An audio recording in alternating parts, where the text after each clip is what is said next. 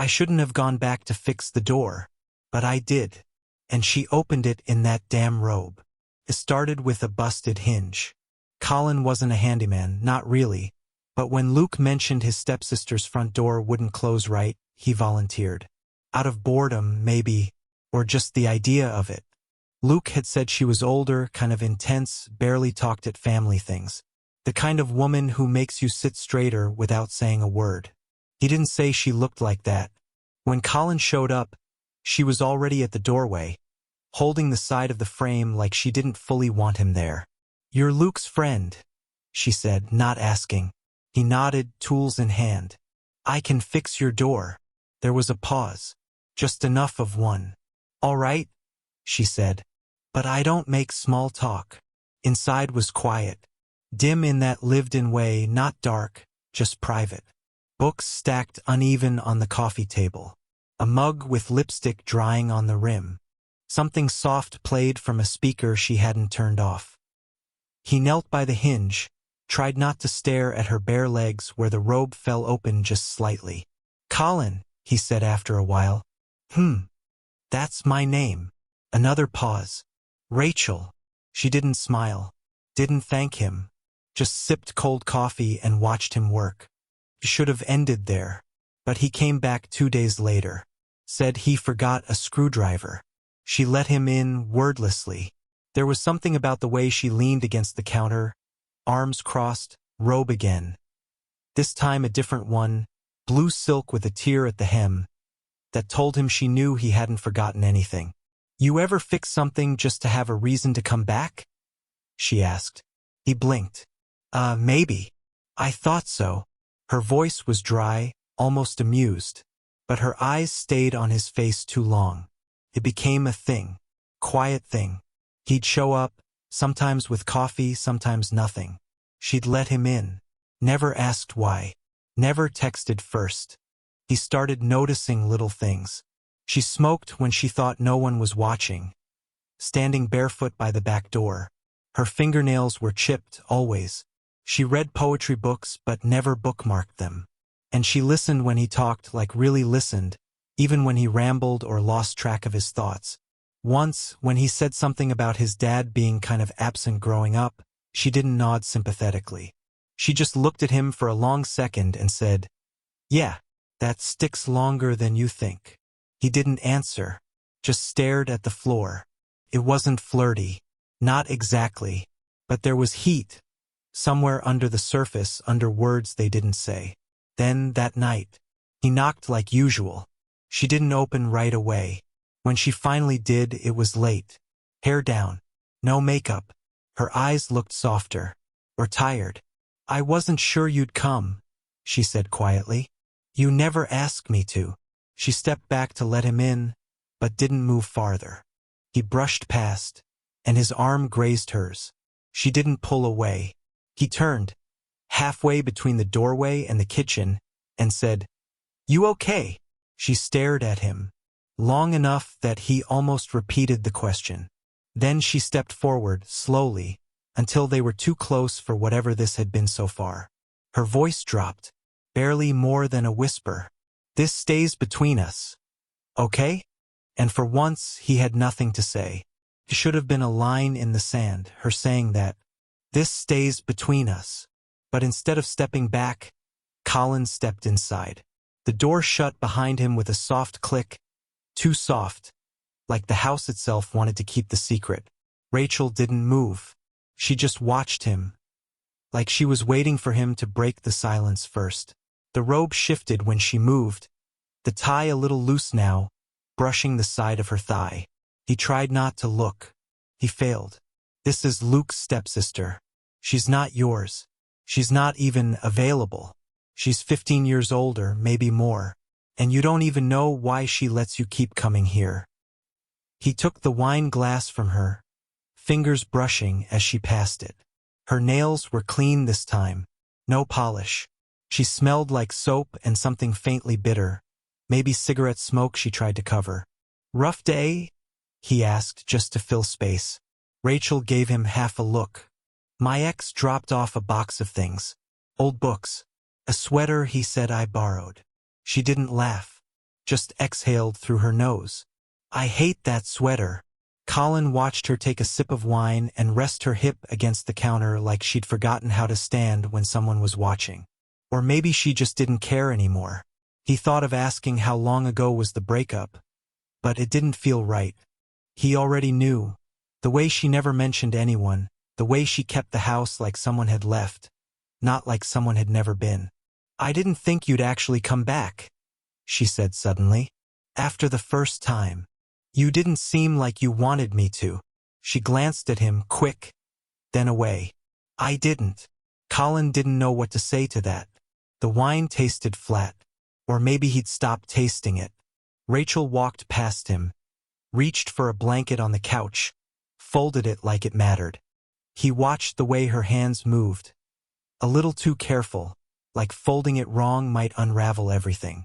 You always look like you're about to say something, she murmured without turning. He started, then stopped. His voice felt too loud for the room. She looked over her shoulder. But you never do, she added, quieter. He didn't know what he meant to say. Maybe something stupid. You look tired. Or you're beautiful, but you already know that. Or worse, I think about you when I'm not here. But instead he said nothing. Then she did it, reached out and touched his arm. Just above the wrist. Just enough. Stay a while, she said. Not smiling. Just waiting. His pulse kicked. He nodded. But his eyes? They were already betraying him. They sat on the couch, not touching. The kind of not touching that was louder than if they had been. The wine was half gone. The blanket Rachel folded lay across her lap, untouched. Colin's knee brushed hers when he shifted. Neither of them moved away. So, she said softly, what are you not telling me? He blinked. About what? Rachel turned her head slowly, meeting his eyes. About why you keep coming back. He didn't answer, because the truth was ugly in daylight. He didn't just come for the door or the wine or her stories. He came because she made him feel seen. And that scared him more than it should have. She let the silence stretch, then broke it herself. I used to hate this house, she said. Moved in with someone I thought I'd marry. He picked the colors, the furniture. Even the books were more his than mine. Her voice thinned. Now I'm stuck with it. Every chair I sit in, I remember someone else sat there first. Colin swallowed. His throat was dry. I don't know how to be here, she added, almost to herself. Not really. He looked at her then, fully. Her hair was frizzed near the temples. Her jaw tensed like she didn't want to say any of this. She looked exhausted, human, and in that second she didn't feel older. She just felt alone. He reached for the wine bottle, trying to break the tension or hide from it. But she moved too, fingers brushing his. Neither pulled back. Then buzz. A phone on the counter lit up. Rachel's body went still. He glanced. Luke was calling. She hesitated, then silenced it without a word. You can take that, he said too quickly. She shook her head. Not tonight. His stomach twisted. He doesn't know I'm here, does he? Rachel didn't answer right away. No, she said. And he wouldn't understand. Colin exhaled, leaned back, tried to pretend that helped. Didn't. This is, he started. We probably shouldn't. She turned to him. Then why are you still here? His mouth opened, then shut again. Because leaving would mean this ends. Because outside that door, he's 23 and aimless again. Because with her, he feels like someone worth listening to. He ran a hand through his hair. I don't know.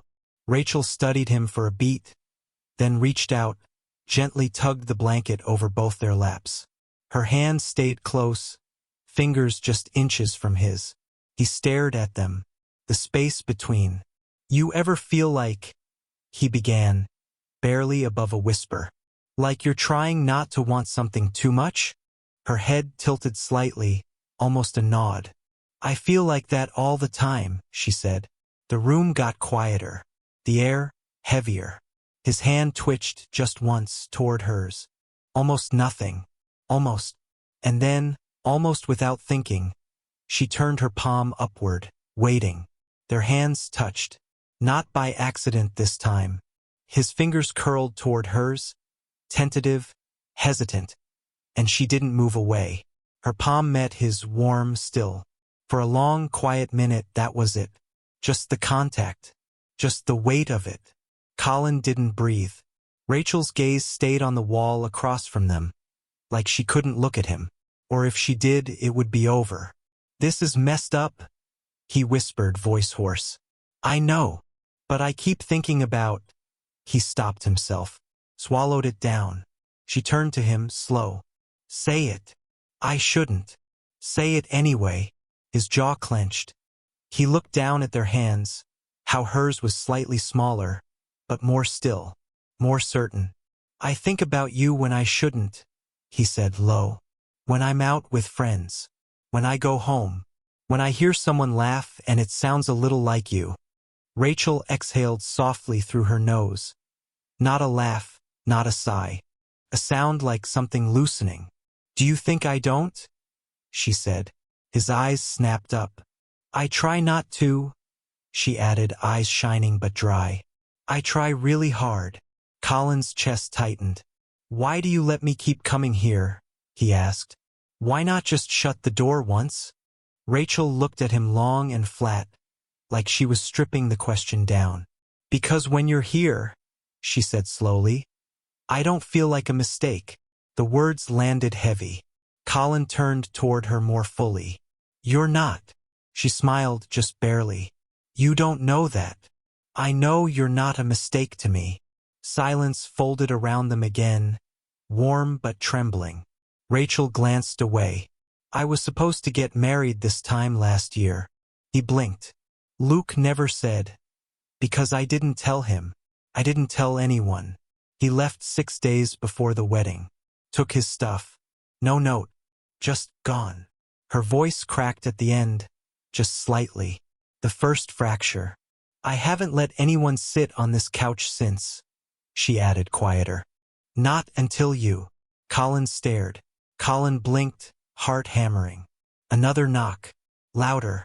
Rachel stood fast, tying her robe tighter like it could hide what nearly happened. "Don't move," she whispered. He didn't. She opened the door just enough to peek out. "Hey, Ratch. It's Luke." Colin's blood went cold. Rachel's voice shifted instantly, higher, lighter. "Hey, what are you doing here?" "Forgot my charger when I dropped that box off. Thought I'd swing by." Colin didn't breathe. He scanned the room, no way to leave without passing the front hall. The wine glass, his jacket on the chair, the second mug on the counter, all too visible. Too obvious. Rachel turned slightly, hiding the doorframe with her body. "Can I bring it to you later? It's kinda late." "You okay?" Luke asked. "You sound off." She hesitated. "Yeah, just tired. You know." A pause. "All right," Luke said. "Sorry. Didn't mean to bug you." "It's okay." Colin closed his eyes, listening for the sound of footsteps, and then finally, the descending creak of the porch stairs. The door shut. Rachel locked it, then leaned her forehead against it. "I forgot he had a key," she said softly. "He didn't use it." Colin rose from the couch like he wasn't sure how to stand anymore. "He was just here," he said, not a question. She turned to face him. "Earlier, yeah, with the box." "Why?" He swallowed. "I saw it." Rachel's face changed. Something unreadable flickered behind her eyes. "I didn't open it until tonight," she said. "Didn't want to." Colin looked at her. Really looked. "Your name was on one of the books," he said. "In the box. A note inside. I read it." Rachel stilled. "You dated him," Colin said quietly. "Years ago." She exhaled. "Briefly. Before he moved. Before he knew my mom. I didn't know he'd show up at my mom's wedding and become my stepbrother." Colin backed up a step. Not angry, just dizzy. "You never told me." "I didn't think it mattered," she said. Then you showed up with him. He stared. It does matter. Rachel stepped closer, unsure now. I didn't plan this. I didn't mean for any of it to. Colin cut her off, voice softer than she expected. But it's not nothing. She looked at him then, really looked. No robe. No act. Just her. No, she said. It's not. Silence stretched almost too far. Then she asked, voice barely steady, do you want to walk away now? And for the first time, he didn't know the answer. The question lingered between them. Do you want to walk away now? Colin didn't answer. Not right away. He stood there, jacket half off, the wine gone warm, the air thick with everything they hadn't said. Rachel was still by the door, one hand on the knob like maybe she'd open it again. Maybe let him go, if he asked. But he didn't ask. I don't want to be a secret, he said quietly. I can't do that. She nodded, slowly, eyes lowered. I know. I don't want to be something you reach for because you're lonely. Rachel blinked. That one hit. She crossed her arms, not defensively, just like she needed something to hold on to. I didn't mean for you to become anything, she said. You just did. Colin took a breath, deeper than he meant to. I think about you all the time, and I don't know what that means yet, or if I should, but it's not nothing. You don't feel like nothing. She closed her eyes. When she spoke again, her voice was softer than it had ever been. You made this place feel less like a ghost town. I didn't think I could want again. Not really. Silence settled. But it wasn't cold. Rachel looked up at him, bare, open in a way that startled even her. You weren't a fix-it project. You weren't some rebound. You were the only person who looked at me like I wasn't broken. Her voice shook on the last word. Just slightly. Colin stepped toward her. Slowly. You're not broken. I feel like it. I don't care. That made her laugh, small, tired, real. Then he added, I just want to stop pretending this doesn't matter. She looked at him. Fully. No filter. No mask. No robe tie to fidget with. Then don't, she said. Colin reached up, brushed a loose strand of hair behind her ear. His hand stayed there, fingers warm against her jaw. Her breath caught. You sure? He asked. Rachel nodded but said nothing. Her eyes were glassy, her chin tilted slightly up, like letting herself be seen still took effort. Colin leaned in, not fast, not dramatic, just honest. Their lips met, not with urgency, but wait, like something closing, or beginning, or both. When they finally pulled back, she pressed her forehead to his. I don't know what happens next, she whispered. Neither do I, he murmured. But this, her fingers tightened gently in his shirt. This doesn't stay between us anymore. He smiled, a little sad, a little stunned. Okay. They stood there, pressed close in the dark quiet of her front hall, hearts still racing. And for the first time in weeks, maybe months, the silence felt like relief. It didn't unravel overnight, but it didn't stay hidden either. Rachel told Luke 2 weeks later. Colin hadn't asked her to. In fact, he braced for the moment she'd say it wasn't worth the trouble. That they could keep it private, quiet, easy. But she didn't.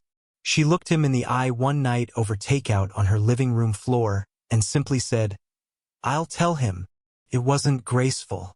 Luke was confused first, then pissed, then quiet. Colin stood there and took every word. He didn't defend it, didn't deny the age gap, the oddness of it, the timing. Just said, I didn't mean for it to happen, but it did. Rachel didn't flinch. Eventually, Luke stopped trying to fix it. And that silence, the one that followed, became its own kind of permission. They didn't fall into some movie script love story. There were hard days. Colin worried people thought he was chasing some fantasy. Rachel wrestled with the shame of wanting again, of being seen with someone younger, of letting herself be known. But the shame softened over time, turned into something else. There were mornings when he made coffee and didn't ask how she slept. just handed her the mug and kissed her temple. Afternoons when she left notes in his jacket pocket with dumb poetry lines he once told her he liked. They built something strange, quiet, deliberate, not perfect, but real.